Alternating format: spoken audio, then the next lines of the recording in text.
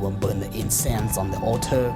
They will put a blindfold him with a black cloth over his face so that he will not see anything. He will put the bells on his finger and he shakes them, and he won't go into a trance, a chanting. When you listen to his words, it seems like he is flying away, chasing after the spirits, looking for the lost spirits of the sick person.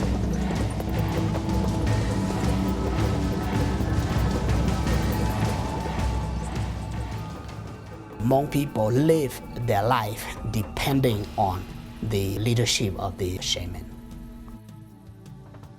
So the Hmong believe that the parents who have died or grandparents who have died become spirits. And in that condition, they return to protect the family.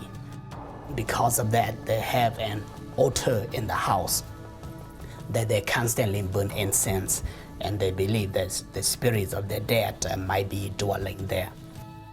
They even make swords from the tree, and they put swords outside of the house, telling the spirits that this house will not welcome you.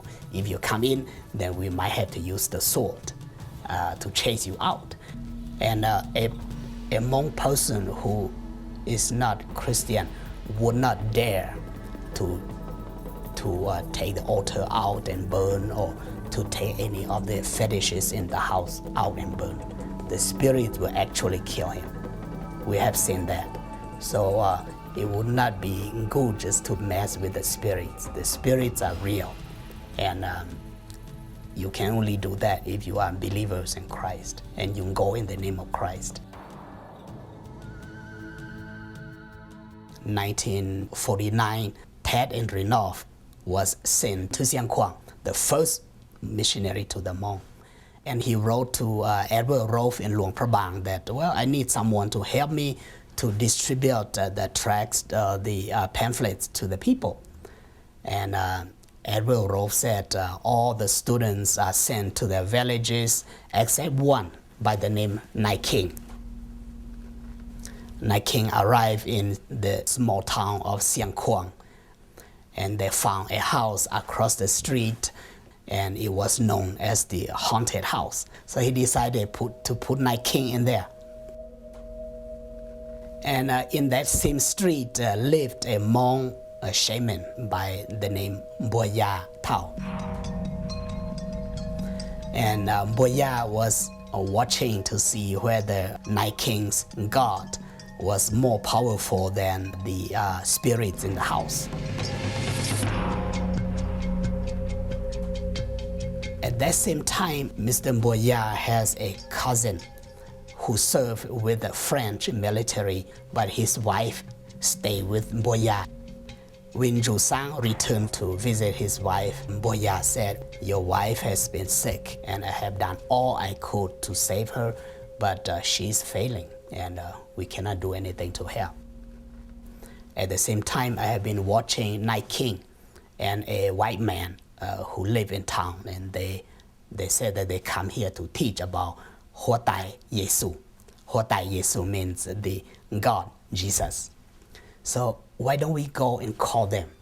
So they called Nai King, and Nai King called Ted and Renoff. So they were very happy. They ran into that house and shared the gospel. And in a few minutes, that family decided to accept Christ, including Boya and his cousin Zhu Sang.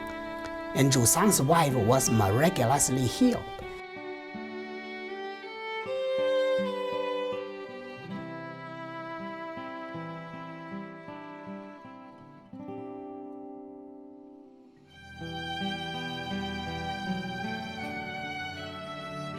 Six months later, the missionaries came back to the village, and about 2,000 people already accepted Christ, just through one man and one Bible student. And they were able to bring so many people to Christ. And from those 2,000 people, that just spread to every other village.